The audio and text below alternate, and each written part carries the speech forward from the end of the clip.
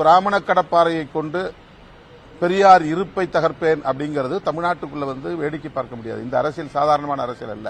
அவர் பேசுவது பெரியார் அரசியல் என்பது எளிய மக்களுக்கான அரசியல், விளிம்புநிலை மக்களுக்கான அரசியல், எஸ்சி எஸ்டி ஓபிசி போன்ற ஒடுக்கப்பட்ட மக்களுக்கான அரசியல், பிற்படுத்தப்பட்ட மக்களுக்கான அரசியல். அந்த அரசியலையே தகர்ப்போம் என்று சொல்லுவதை எப்படி நாம், இதுதான் RSS உடைய அரசியல், இதுதான் பிஜேபியுடைய அரசியல். அவர் பிராமணர் என்கிற கடப்பாறையை கையில் எடுக்க போகிறாரா அல்லது அவரே பிராமணர்களின் கடப்பாறையாக மாறப்போகிறாரா என்கிற கேள்வி எழுகிறது.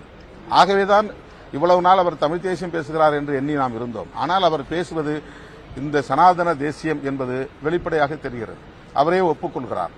நான் பிராமண கடப்பாறையை கொண்டு திராவிட இருப்பை தகர்ப்பேன் என்பது திமுக என்கிற கட்சிக்கு எதிரான கருத்து அல்ல. அது நாம் எல்லோரும் பேசுகிற அரசியலுக்கு எதிரான கருத்து. இது கட்சி சாராத மக்களுடைய அரசியல். அது உங்களுக்கு எந்த கட்சி